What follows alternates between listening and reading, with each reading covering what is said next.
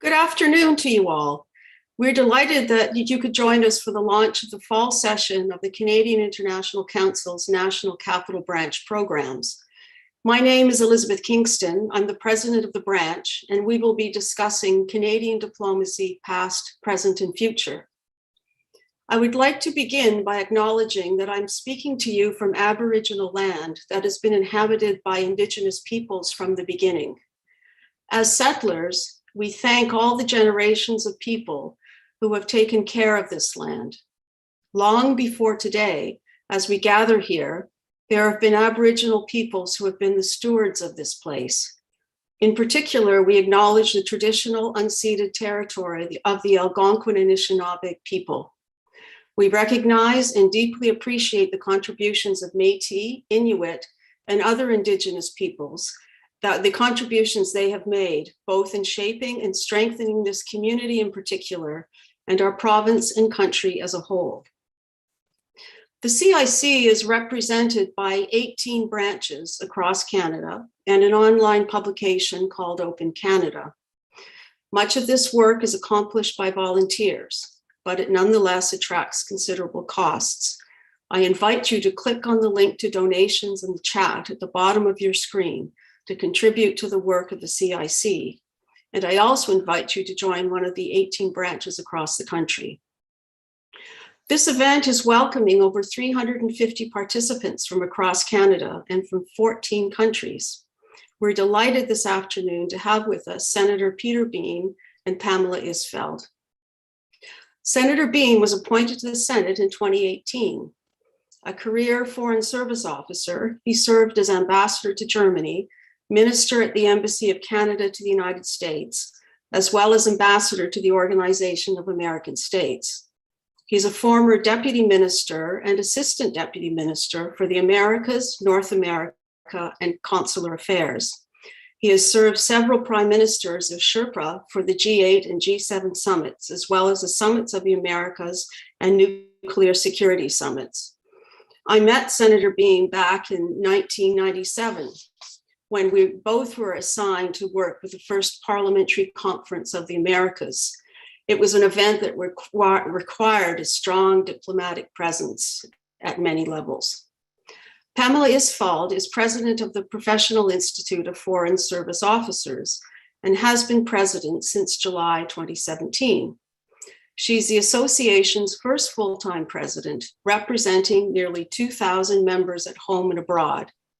She also serves as a co-champion for psychological well-being at Global Affairs Canada. Pamela has served abroad in Nairobi, Kenya, Sarajevo, and at the Embassy of Canada in Warsaw. She was also deployed to Afghanistan as political advisor to the deputy commander of NATO's Internal Security Assistance Force in Kabul from 2003 to 2004, and as political advisor to the commander of Regional Command South in Kandahar in 2006. I welcome you both. Prior to beginning your presentations, I would just like to point out the recent work of the CIC engaging the commitment of Canadians to matters of diplomacy. This work was based on a unique methodology developed at Stanford University. And for details about this study, please consult the Foreign Policy by Canadians on the website of the Canadian International Council. This study asked a group of citizens the question, the statement, that Canada should increase the number, size, and resources of embassies around the world to better advance Canadian national interests in our interaction with other countries.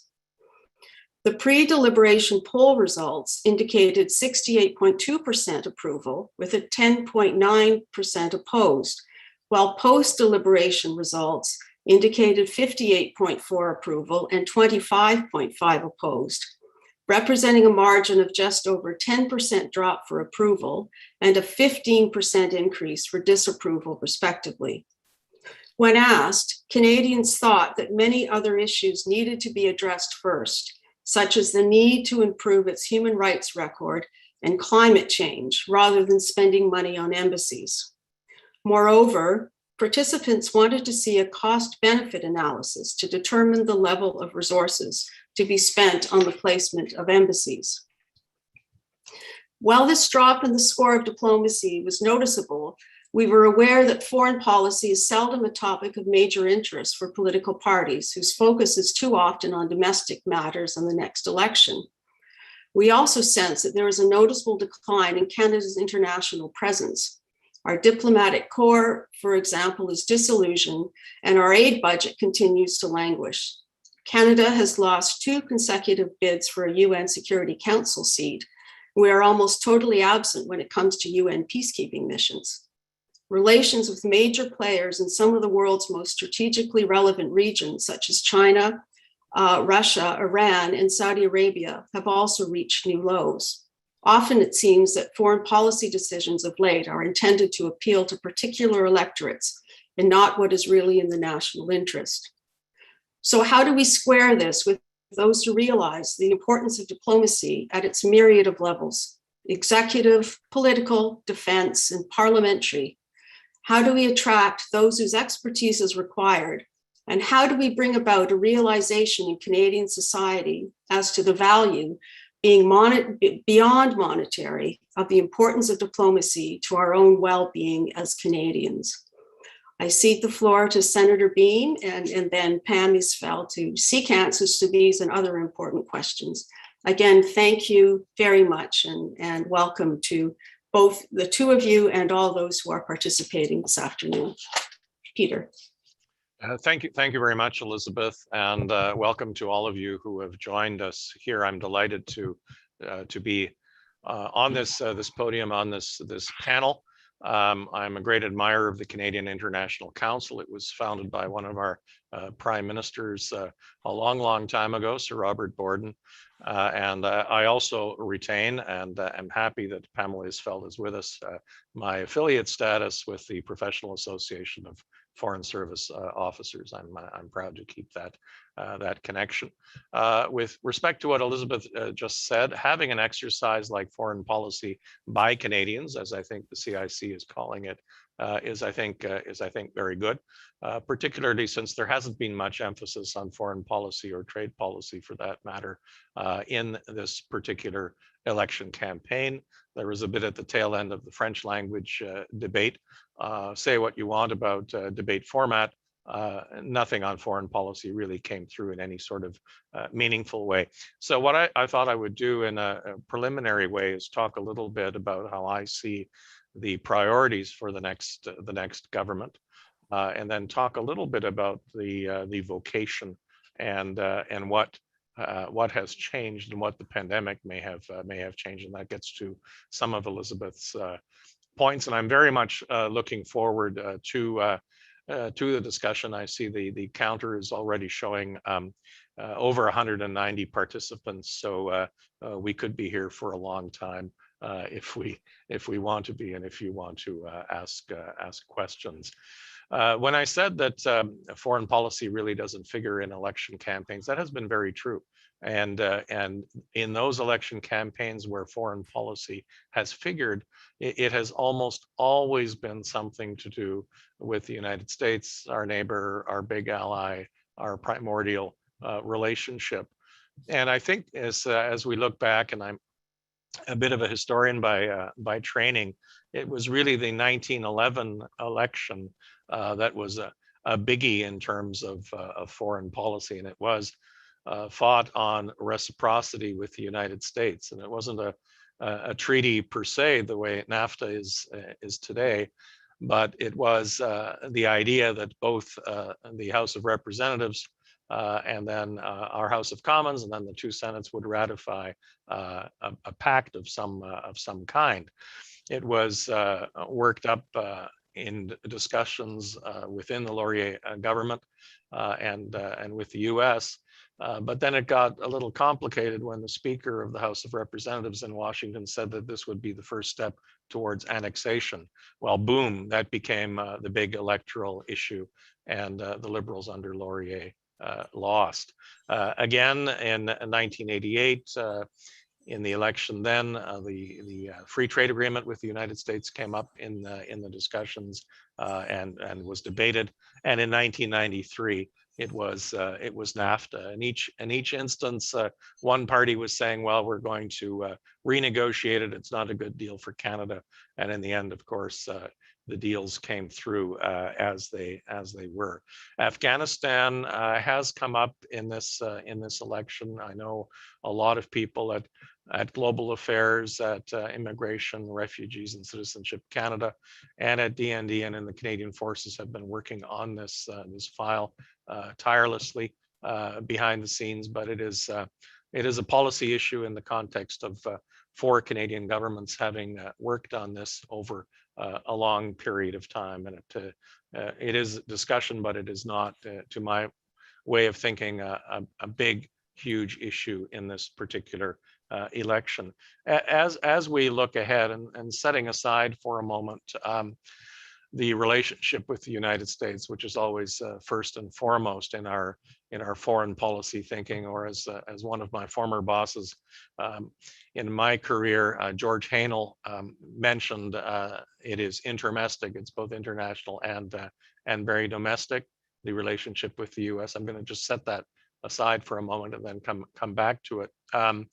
The issue I think that will impact us for a long time and will cause the next government of Canada to really focus on is the ongoing pandemic. The pandemic isn't over.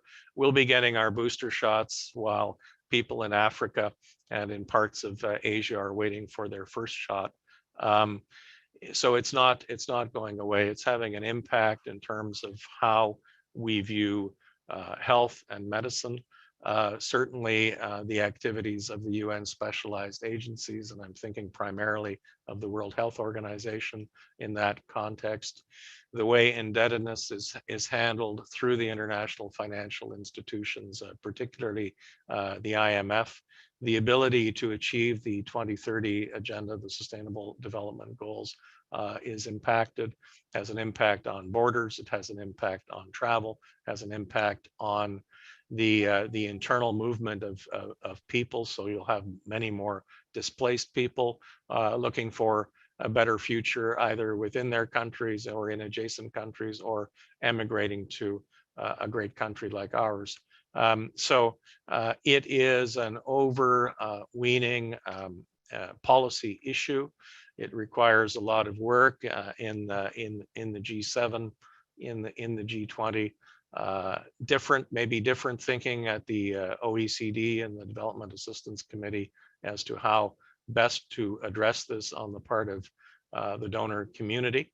All the while there are significant changes taking place, I think in particular of the United States, which will be more inwardly focused and looking at cleaning up a few foreign policy issues that are there, while concentrating on its relationships with big actors such as China and the Russian Federation.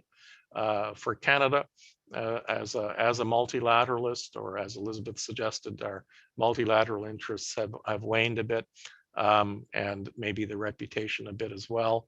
It means working together, working across political divides in this country. Elizabeth, you mentioned the UN Security Council campaign.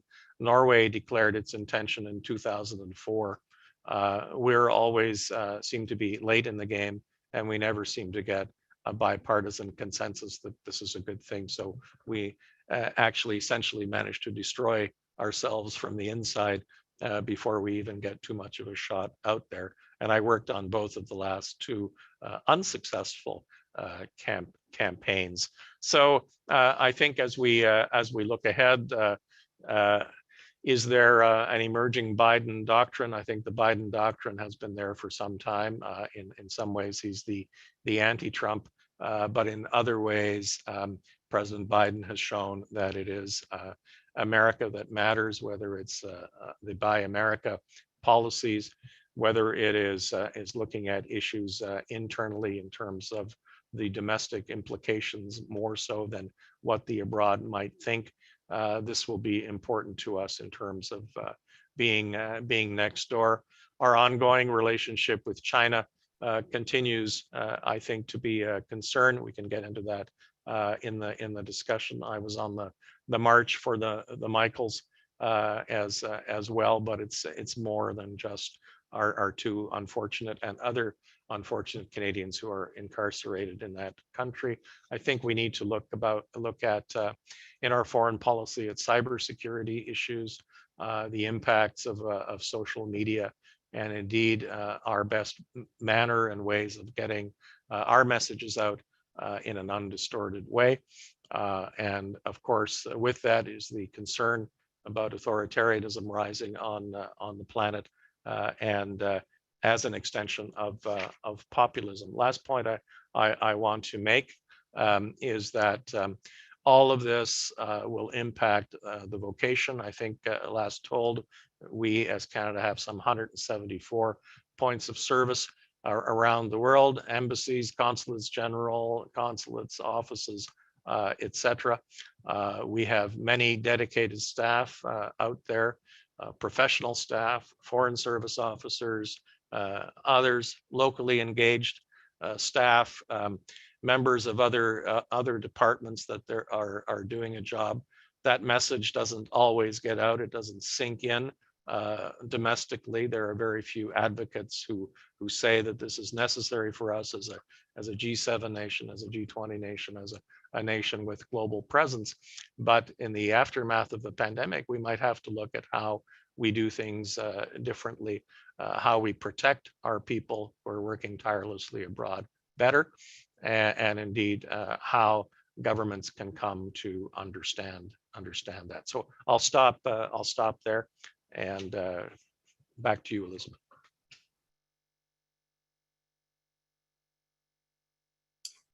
Senator Boehm, thank you very much for your remarks. And Pamela, the floor is yours. Thank you.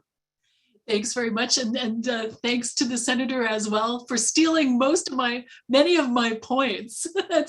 I am going to be touching on many of the same themes, but from a slightly different perspective, because as president of the Professional Association of Foreign Service Officers, I represent close to 2,000 of the officer level practitioners of diplomacy out there working for Canada. So we have, at any given time, we have about 2/3 of our people in the field, and we're divided into 5 streams. So there's the Foreign Policy and Diplomacy Service, which traditionally is the political officers, the political sections in an embassy. There's our management consular officers who deal with the running of the diplomatic missions and consular services to Canadians abroad. So if you're in jail or you need to be medevaced or anything like that, those are the people who deal most directly with you. Then there's our trade section that works with Canadian companies promoting Canadian business abroad, and also to a certain extent attracting investment to Canada and working on those kinds of things. Then we have our Foreign Service International Assistance stream, which is former CIDA, that deals with the delivery of international programming, including humanitarian assistance abroad, and our immigration migration colleagues who work out of IRCC, and they deal with visas and refugee issues and permanent residency and all of those things. And all of these groups were heavily engaged in Canada's response to the pandemic. And we're also, as humans working abroad, heavily affected by what was going on. So, it wasn't just our political officers who were out there working on the international agreements and facilitating the discussions with different countries on how we were going to respond, working at the UN, dealing with issues there at the WHO, all of those places. It was also our trade officers who were working to, help source important PPE and put in place arrangements to bring, vaccines to Canada for transportation, for all of those kinds of things. Our consular people were working to help Canadians who needed to be evacuated, repatriated from different places around the globe.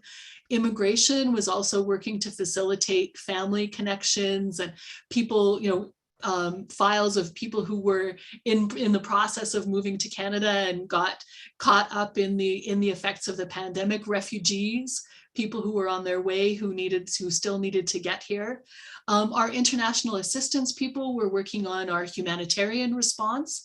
I mean, helping to deliver, in cooperation with other countries, some of the vaccines that we donated, all of those things. So, the Foreign Service as a whole was playing a very key role and still is in the response. And I think, that is something where we really, we could, as PAFSO, I think, and as a government, do a better job of informing people of what the real work of the Canadian Foreign Service is on their behalf. So, I take the point from people. I think that this is a really great time to be starting to have this discussion of, is the Foreign Service, are we fit for purpose? What do people see as the value of our missions abroad? Because we are having to take a look at what we really do, but we are also asking this question at a time when our international presence is really key in a very practical life and death way to more people than ever before. So I think that it's a really interesting discussion to start having. And I take the point. I was interested in the question that was posed about whether we should be opening new embassies and how that's framed. And I'm not necessarily sure. I mean, I think it's an interesting question to ask, but the idea of opening up a new physical embassy with bricks and mortar and staff is only one way of looking at Canada's presence abroad. And I think like the senator mentioned, maybe we need to start looking at the other ways that we are projecting our international presence and figuring out, we know that people are doing things in all kinds of different ways now. And maybe, there are some things in this response to COVID, some things that we may want to continue to do that we've evolved. We're going to have for PAFSO at the end of October a conference on tradecraft, where we're going to bring together, it's going to be a sort of a peer-to-peer networking session where we're going to have roundtables with actual practitioners to talk about, okay, how have you been doing your job and what have you learned? What are your tips and tricks, and in practical terms, how have you managed to be working in response to this situation? And I think that we're maybe going to get some answers on things that we didn't even realize that people were doing. So for those of you who are out there who are interested, keep an eye out, and there'll be sessions that will be open, and where we will welcome the participation of others in all of this. But to me, all of this past 18 months has really shown that I really, as other countries, including, well, Canada included, as we're all looking inward as kind of, in large groups, at the national level, it's, I think, even more important to have, what is always probably going to be a relatively small, dedicated group of people who are dedicated to looking outward. Because one of the things that we are definitely seeing is that our friends and allies are looking inward at the same time. And we can't necessarily rely on others to protect our interests. Canada is not a huge country. We have huge borders. Our economy is very dependent on international trade. We have many Canadians with family ties and business ties and everything outside our borders. And we just can't afford not to know what's going on. We need our own independent sources of information, and we need a professional cadre of people who know how to navigate those worlds and to bring back what our country needs from us. So I know that our members are doing their best to play that role, and I'm really interested in hearing from everybody about what what you think of how we're doing, and what needs to change, and what you would like us to do going forward. So I'll stop there, because I see there's already a couple questions, and I'm sure there's going to be an interesting discussion. So thank you both.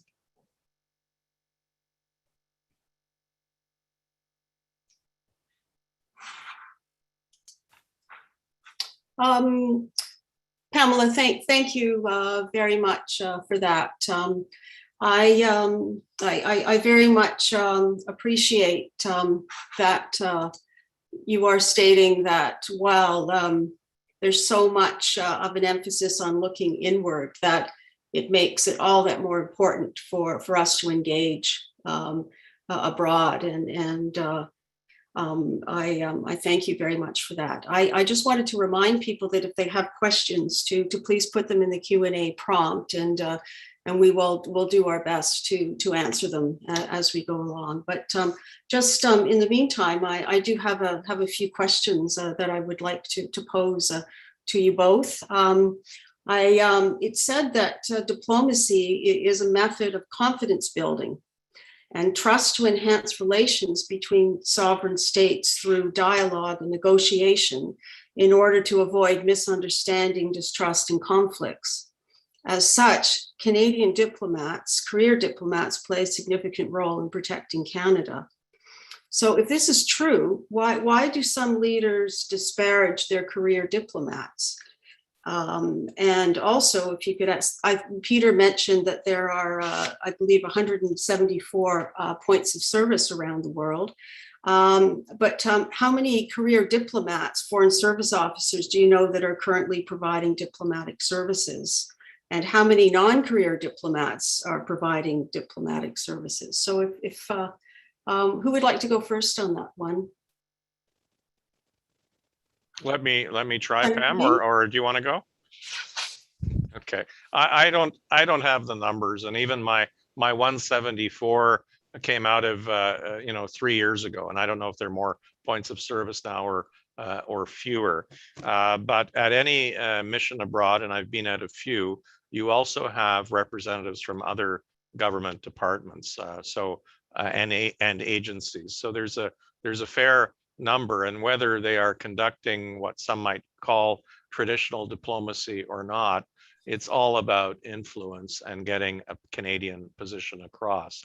And that is very difficult to do, even today when we are using platforms like this one. What happens if you want to develop a consensus? You have to go off in a corner with someone or off to the side and make your point and say, I'd like you to support my position. Very difficult to do on a Zoom call. So, or you have big conferences. The biggest one ever is always the Conference of Parties on climate change. That's going to take place in Glasgow, but it's going to be a severely reduced meeting. The same thing with High Level Week at the UN in New York. So I think as we look ahead in terms of the vocation and the trade craft, yes, it has changed over time, as diplomacy has. It's been around for millennia, in fact, and it has changed, and we've had a European way of doing things, which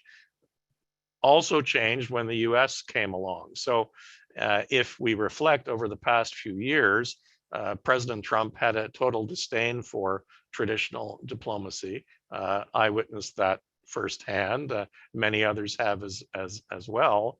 But there is still a lot to be said for working together to achieve common goals. And they say the definition of diplomacy is also letting someone else have your way. And that means being patient. It means being convincing. It means being able to converse in the language of your colleague or adversary, whatever it might be. And that, I think, underscores the need for us to have people from the profession at missions, including at the head of mission level. Now, that's not done that much in the US. The career diplomats tend to be in smaller posts.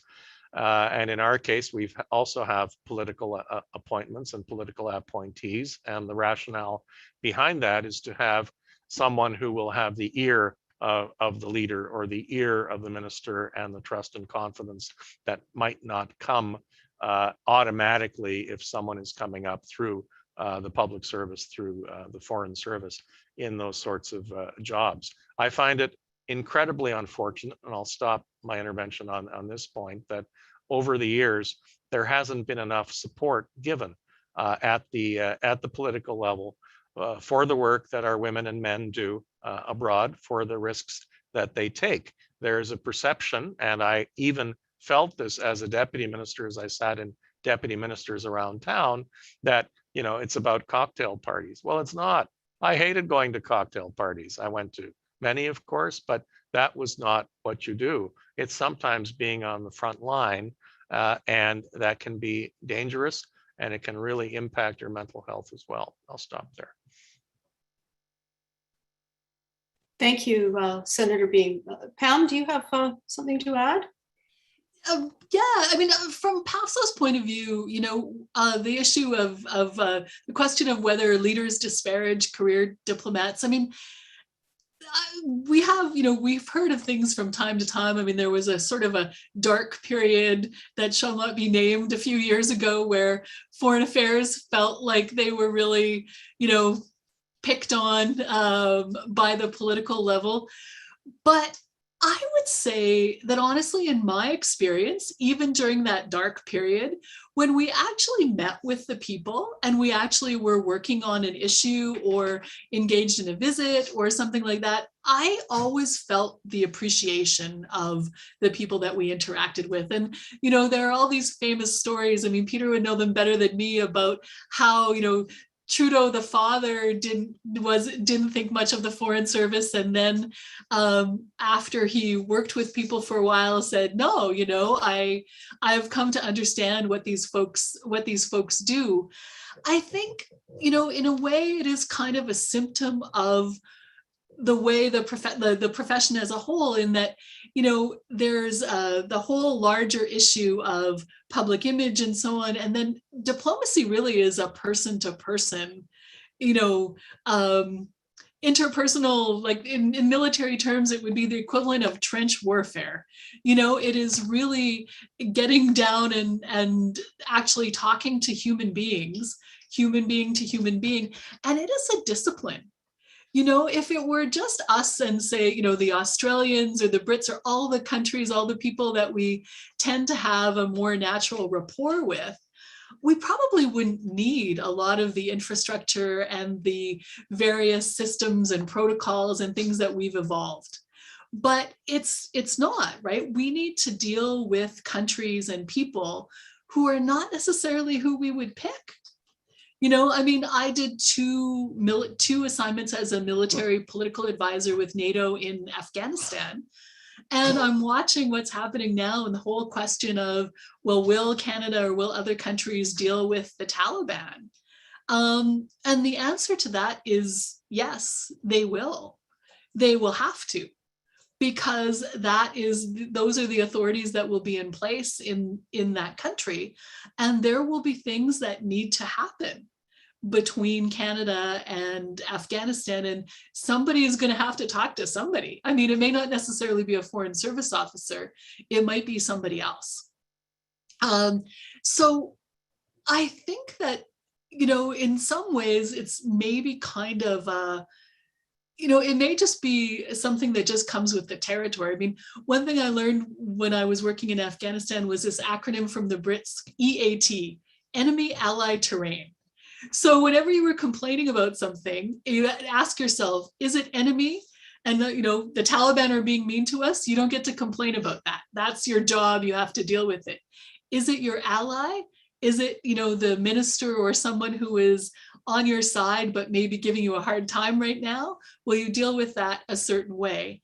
And then some things are just terrain. It's 60 degrees and you have to, decide on what you can accomplish in those circumstances. And to a certain extent, I think that, there always will kind of be that problem between what people see and what the reality is on the ground of what diplomats actually do in terms of their work. And it's up to us to come to things like this and tell the stories, I'll stop there. Thank you. Thank you, Pamela, very much. We've talked about the changing face of diplomacy, and interesting question from Gillian LeBlanc. Speaking of doing diplomacy differently and not opening bricks and mortar and embassies, what do you see as the future of digital diplomacy? How would this benefit or hinder Canada's efforts? Who would like to begin with that one?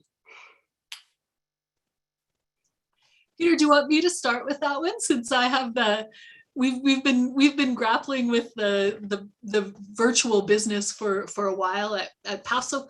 You know, in my experience, you can keep a relationship going virtually, provided you have already, you've already established it.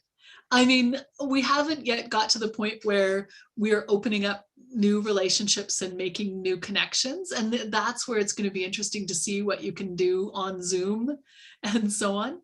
But I do think, and I've been actually out of the department for a couple of years now, being president of PAFSO, but I have been surprised at how well, the virtual formats have worked for some things.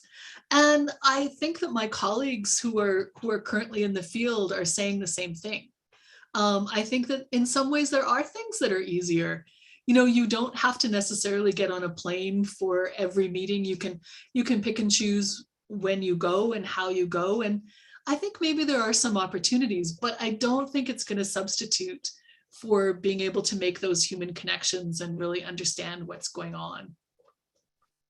I would agree with what Pam said. I think there are advantages, and we have been moving in this direction for some time. I know that when I was still a Sherpa, we had a few virtual meetings as well, including secure virtual meetings, but they are not ideal. But they can act as something that is interim, or you can structure your conferences or your meetings instead of having to go to Geneva for 3 weeks for a session. Why can't it be reduced to one, and you do a lot of work then on a virtual format? So all of that's possible. The caveats that I would present is simply security. You never know who else is listening or is present, which is probably true in most forms of in-person diplomacy as well. And then the point that I made earlier, if you want to work out deals or go off into another room, that's a bit more challenging rather than sort of the group environment, or you could do a separate call or something like that. But again, if things are moving quickly and you want to agree on language for an initiative, for a communique, whatever it is, then that's the challenge. But I think there's an adaptation that's taking place. And even if we look at how the platform that we're using now has changed over a year and a half, we use it in the Senate. We have simultaneous interpretation. We can do hybrid with it. We can do a lot of things. And for a country that's as large as Canada, for our parliamentarians to be able to work that way during a period of crisis such as this pandemic, that's been a boon. I wrote an article some time ago about the end of the air kiss in diplomacy. I don't think I've given anyone an air kiss in a long time, never mind a handshake. So there are different ways that we can adapt technology. And I think those diplomats, and particularly those who are starting their careers, being adept at that and keeping pace with the changes will be very important as we look ahead. Senator Boehm, thank you very much. And yeah, definitely, it's quite remarkable how the working relationship and environment has changed on the Hill as a result of COVID, including electronic voting as well, which was something that had been discussed for a great measure of time, and due to COVID was rapidly put into place. Thank you for your remarks. I have a question. I referred to the UN Security Council seat, and Canada came third in a three-way race with Norway and Ireland at the United Nations, despite our being a G7, G20 country. Why is Canada not able to establish itself in the global scene? What was the reason behind the loss, and what has been done since to ensure that we receive recognition globally? I understand the pandemic has taken priority over everything in the last 18 months, but this questioner is still interested to learn if anything has been done to find the reasons for the loss. If I may jump in on that one, having been involved in various campaigns, there are a number of factors. First of all, I think the loss the last time around, it was actually pretty close. There were a few countries that flipped, but here are a series of maybe reasons that could explain it. One is we got into the campaign late. Norway and Ireland had indicated their interest far earlier and had secured support with trade-off deals with support for candidates of other countries. And that's the way a lot of this is done. Some of it is reputational, but I think that's the smaller portion. Back in 2010, Germany decided to get into the game late and came in with a lot of pressure. I was sitting in Berlin at the time, and I recall just how active the Germans were, and that's a factor. And the third one, and this is one that has driven me crazy in my previous career, we are part of the WEOG group, Western Europe and other governments. Under the other governments, you have Australia, New Zealand, Israel, and Canada.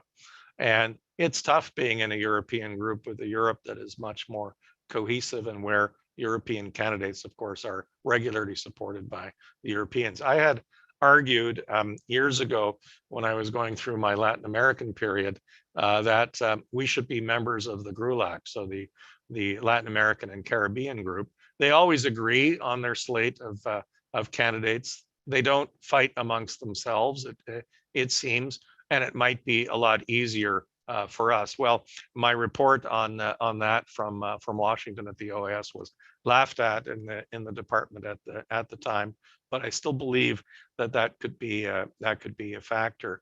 I think the other one, and I mentioned this I think earlier, is we need to be more bipartisan on these things. If one government decides we're going to go full bore into a Security Council campaign, then the next government should not question that. It was a decision taken. It's for the good of Canada, unless you really have strong political views.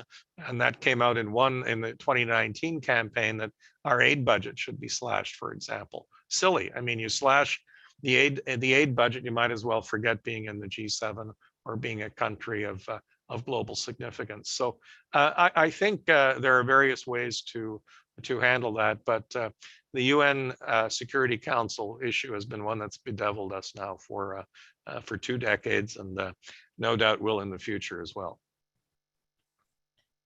Maybe can I don't have much to add, and I was not working on that campaign. I was just a departmental observer at the time. But one thing that seems to me that doesn't help us in these things is that we tend to kind of want to be all things to all people sometimes on our foreign policy. And you look at somebody like the Norwegians, and they have established themselves some niches. You know, they have their expertise in negotiations and, you know, certain kind of humanitarian negotiations, certain kinds of things, whereas we tend to spread ourselves across a lot wider focus. And, you know, I think sometimes the big thing I think that did us in that one was just coming in too late into a slate that had been more or less agreed by the Europeans. But I think sometimes we could be a little bit more strategic and maybe commit a little bit more to some areas that would get some traction. If anybody asks me my opinion next time around, that's what I'll tell them. But I suspect nobody's going to ask me. So there we are. Pam, thank you very much. And I think that this question, perhaps directed to you in your role with the union, it's from your colleague Paul Meyer. Could you comment on the current situation with respect to recruitment to the Foreign Service? Can we return to an annual structured intake to avoid long gaps in refreshing staff? Yeah, well, we would certainly like to see that. And actually, I do have to give them credit that Global Affairs Canada, and to a much greater extent, IRCC has been doing regular recruitments, you know, really for the last 10 years into the migration immigration stream. And so they have a much more kind of regular inflow of people, and they have smaller groups of people coming in more often. They do promotions more often for smaller lists, whereas GAC tends to seem to want to do these big lump things all the time. And so it creates a real kind of Hunger Games mentality sometimes when these things happen, that people have the feeling like, oh my God, we don't know when this is going to ever happen again. And so we must get in there. And if we don't get in there this time, either for promotion or to be hired into the FS group, this is the end of the world. And I personally think it's extremely unhealthy, to create that kind of thing. And putting on my psychological health co-champion hat, this is one of the things that we bring up, my co-champion and I, quite often, to say, you could kind of do some things at the corporate level to ratchet down the level of anxiety on all of this. I have to give them credit though. I mean, they have done a number of promotions and both an internal and external recruitment over the last couple of years. We've got a batch of new FS1s starting this fall, coming in just now. And they say that they plan to have these things probably not every year, but every other year, in order to, have it make sense. Sorry, I'm talking with my hands and I can see my own hands making strange gestures, but balancing out the levels of intake with the levels of promotion and so on. Because, that's the other problem, right? Everyone wants recruitment and hiring at the lower levels, but everyone wants a flat organization and everyone wants to be promoted. So it's hard to, I don't envy HR in trying to figure all of that out, but there is recognition that there was a far too long a gap when there wasn't a proper intake to the foreign service recruitment thing. And as I'm seeing this, I'm just going to check my email, because a little window popped up from someone who might be able to give me some insight. So maybe I'll turn over to Peter can say something, and then if I have anything I can add, maybe I'll pop back on that question. Well, it's like a bit like a game show. Then you have a lifeline. I appreciate Paul Meyer's question, former colleague. And I think there should be a regular national recruitment exercise. That's how I got in. That's how Paul got in. That's how Pam got in. And I think it makes a lot of sense to do that, not to concentrate on central Canada, but on the entire country. And if you don't speak one of the official languages, then you will be trained in that language, and that's how it worked for us, or at least for me. And by having that certainty, that means that you have a cohort that can move up, and you won't have either a vacuum effect where people are being sucked up into middle management and management positions before they're ready, and you will be able to develop your talent, whether it is on postings and foreign language expertise, negotiation skills, whatever it is. But there has to be some regularity, or else you're going to get into a demographic crunch within, and that's not going to help. Thank you, Senator Boehm and Pamela, very much. Another question that is intriguing is, what advice would you give young people as to the future of diplomacy? And a question in that regard as well is, how would one become an ambassador? What would you say to young people wanting to start out? Who would like to? Is this where the old guy speaks first? In my day, yeah. Well, I think it's a great career. I had a great career. I was lucky. I had opportunities. I had mentors. I worked with a lot of interesting people, and I saw a lot of different things. And so when I speak now at universities or high schools, I tell students that it is something that they should look into in the future. There's no better feeling for a Canadian, at least from my perspective, to be sitting behind that Canada sign somewhere turning on the microphone and making a statement on behalf of your country, or trying to work a deal with someone, or trying to understand someone from another culture. The beauty also is that you're changing your job normally every couple years. So if you have a wish to be somewhere else, that will happen. If you have an idiot for a boss, you know that boss is going to change as well. Chances are you won't get another idiot, but you know, you never know. And so you have that versatility that is built in. You learn a lot about yourself. You learn a lot about your country. So if you're coming in as a young recruit, there is really so much that you can do. You can talk to people about choosing your assignments wisely. Have a realistic assessment of where you can go in the career, and take it that way. And if you're fortunate, you'll get tapped on the shoulder and be a head of mission somewhere, and that can be very satisfying indeed. Thanks. Thank you, Senator Boehm. Pamela. Yes, there's a reason I defer to Senator Peter on this, because when it comes to this issue of getting promoted, I'm more of a terrible warning than a shining example, being a non-EX for my entire career and probably till the end of it.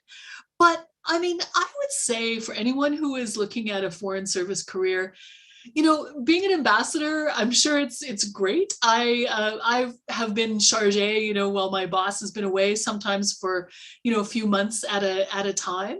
And I have to say, to be honest, I mean, I certainly would not say no to anyone if anyone is listening out there who wants to offer me anything. But, you know, there are a lot of interesting jobs in the Foreign Service that don't involve being a head of mission. And I would say that if you have a career that is more like mine, you might have some opportunities that other people don't have. You know, I've had 3 assignments basically outside the Foreign Service structure. Once at the Office of the High Representative in Sarajevo, where I got to work for Paddy Ashdown. I don't know if anybody remembers him, which was really interesting.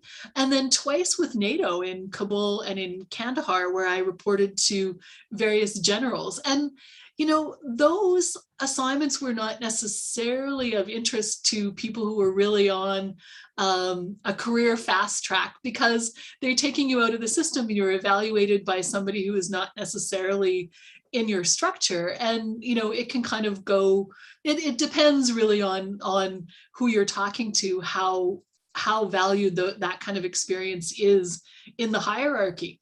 But it was super fun and super interesting. And I mean, I did some consulting after I left Kandahar, and I still get sometimes from time to time calls from various international organizations to do things, because I have a truly international CV, which I managed to get while being still a Canadian public servant with the stability of, you know, my dental plan and my pension and all of those kinds of things. So if you look at your career from a, you know, like maybe, I don't want to say creative, but a less maybe hierarchical perspective, and you're really interested in foreign policy and living and working in interesting places, there's tons that the Foreign Service can offer you. And that's a piece of advice that I would say to anybody who's interested in a Foreign Service career is, think about, do you really want to do the real job that you probably will be spending a lot of your career doing? And, you know, if you're not really interested in international politics, you know, you might want to think twice about it, because you could be, you know, the people who seem to really thrive are the people who can they can be the desk officer for, you know, I was hired as a Russia expert.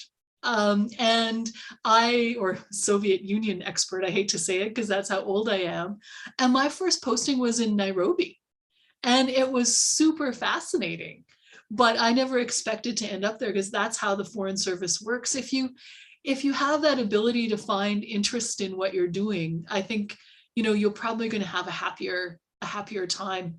And before I shut up, I'm just going to say my phone a friend tells me that GAC is going to do the public service entry-level recruitment this fall. for FS1. So watch the space. There'll be more details when the Public Service Commission does its magic and lets them know when they can launch that. That's one of the great things about doing virtual events is there's someone who can come and correct you on the fly if you miss an important point. We love that. A most timely announcement, Pamela. Another question is people are, and I referred to it in my opening remarks about the various levels of diplomacy, but what's the working relationship between political leaders and parliamentarians and GAC and embassies on foreign policy, trade, development, and consular and immigration? And how does it work with the private sector, with NGOs, universities, Indigenous peoples, and Canadians abroad, et cetera?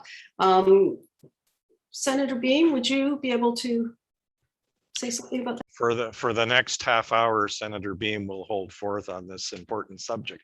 I've just gone through the questions list as well. There are a lot of questions we're not going to get to, and it's unfortunate because they're all good, and I certainly have views on them. Look, in the public service and in the foreign service, you deal with your political masters. You provide the best advice you can, and when they take their decisions, you implement that advice loyally. And I've had the good fortune of working up close with our past 4 prime ministers on various files and with a number of ministers.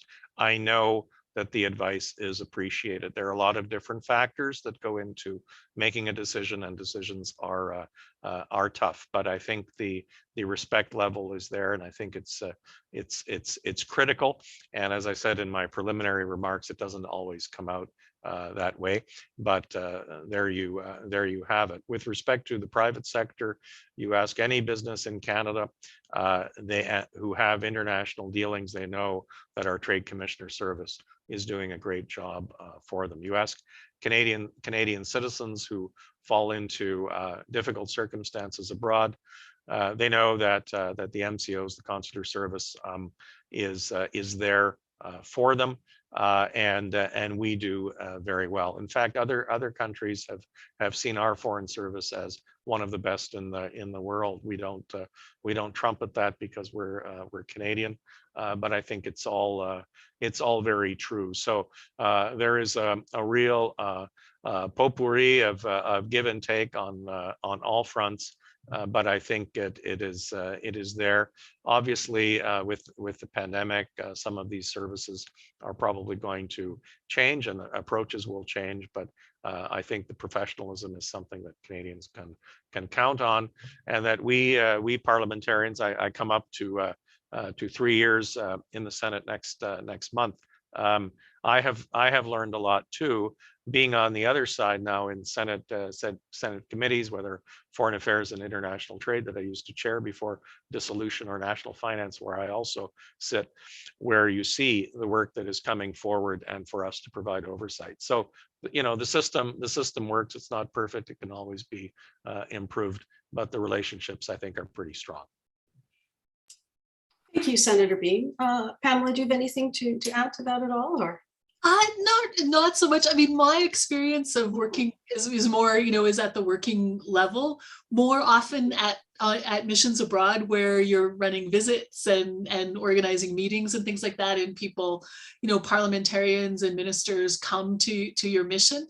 And I would say, that's then where we would have, at my level, would have the opportunity to exchange with people and discuss what's going on. And, depending on the personalities involved, I mean, sometimes there could be really interesting and productive discussions, and other times, you get told and you do what you're told. But one thing that I'm seeing, and I think it actually is one of the side benefits of all of this virtual stuff that we're doing, is I am seeing more consultations. Like, I think it's easier to consult with NGOs, to consult with members of the public, to have events like this. And I think, this is good. I mean, this kind of thing facilitates a free flow of discussion and ideas that, might have been harder to reach out to some people before. So I hope that that's something that continues and that everybody is open to it. I'd like to add one thing if I can, and it goes back to a career in foreign service. These careers are tough because in many instances you're not going abroad by yourself. You are taking your partner along. Sometimes you're taking families. Increasingly, people are taking aged family members with them. And that is very difficult, particularly at this time. It's always been stressful, and I think that is something that is underestimated, and that is why I strongly believe that there should be a fit for purpose study of foreign service. There hasn't been anything since the McDougall Commission report in 1979, so that's before I joined the Foreign Service, and that's now 3 generations ago. And this has to be looked at very carefully. I'm sure Pam will agree, and the membership certainly of PAFSO, but the other groups as well. I think that it is a very important thing, and it's a message that doesn't get out that much to Canadians. The amount of sacrifice, career sacrifice that partners make, sacrifices that dependents' children will make, and indeed others. It's tough work. Yeah, maybe could I, Elizabeth, I hope you don't mind if I just jump in on this, because I saw that there was a question from someone talking about how, that there is morale has been pretty low at GAC over the past year, especially. And especially among women. We just launched we're doing a GBA Plus analysis of our collective agreement and the foreign service directives in preparation for our new negotiations and for negotiation of new foreign service directives. And we have been quite surprised at what we've found, what we're learning about the differential impact of different aspects of the conditions of service on different people. And, some of the things until you start asking the questions, you don't know, right? And so, we're trying to, for ourselves, develop the data so that we have hard numbers and hard, we have something really to talk about rather than just an impression. But, things like, the 699 leave, the leave that people were getting to look after children. It was actually researched by another union that saw that most public servants were approved, that leave got approved. But then of the 5% of people who were denied leave, there was a hugely disproportionate number of people with disabilities who were denied that leave. And then another equally huge proportion of Indigenous public service workers who were denied. So, when you start looking at some of these things and you start thinking like, okay, drilling down and trying to figure out what's going on. I think it's going to really change profoundly some of our asks and some of the ways that we look at the way our group is organized and the way we do business. But it's watch this space. It's going to take some time, but we want to make sure that we're going ahead, based on something solid rather than a set of impressions that are just kind of formed based on the old, the old assumptions. So. Thank you, Pamela. And I noticed the clock is running, and I also, as Senator Boehm kindly stated, that there are many excellent questions that are out there, and if I may, we can collect these questions if you'd like and send them to you if you'd like to sort of have a look at them, and we can then make sure that those who are asking them can get the responses. Would you have time for one more question, or if I may, there's a question of Canada's biggest strength when it comes to diplomacy. What's its biggest weakness, and what could be done to respond to that weakness? I know that is a huge question, but maybe just maybe as a way of perhaps summing up the presentation this evening. Thank you. Senator Boehm? Well, thanks. It's a great question. I think our greatest strength is in our people, in the training they've received and in their professionalism. And I strongly believe that, having survived with my colleagues many a long negotiation into the wee hours of the morning, against all odds. It didn't make it into the newspapers the next day, but in any event, we accomplished what we had set out to do. I think our greatest weakness is a lack of consistency, and it is a lack of consistency that comes across governments, where one government will say, "Oh, it's time for a foreign policy review. We're new. We're going to do things differently."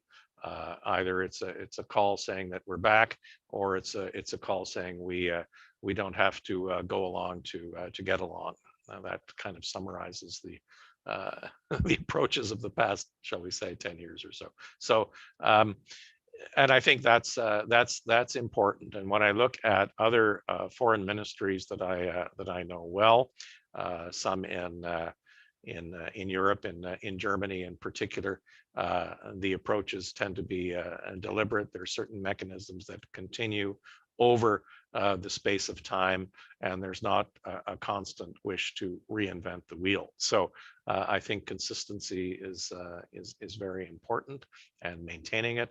And I strongly believe in the strength of the people that we have and will continue to have. Thank you very much, Senator Boehm. And Pamela, do you have any remarks? I agree. I mean, I think, just as Canada, we have a huge variety of very talented people to draw on.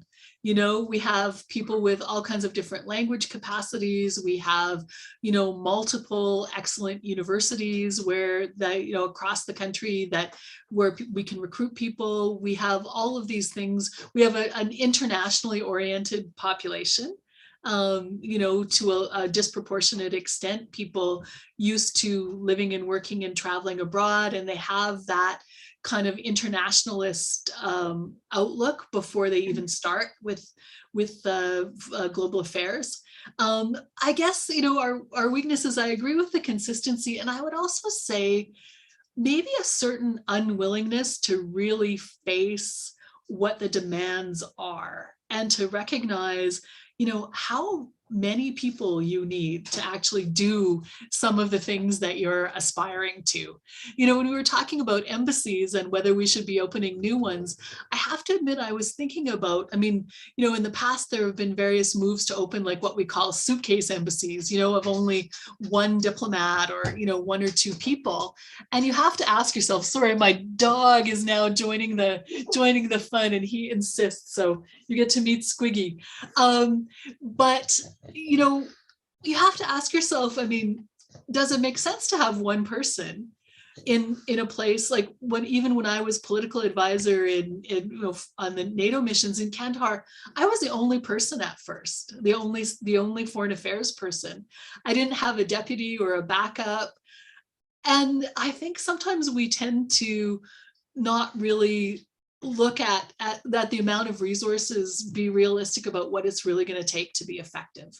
And I would really like to see us take a look at that, and also to recognize some of the demands that we're putting on those great humans.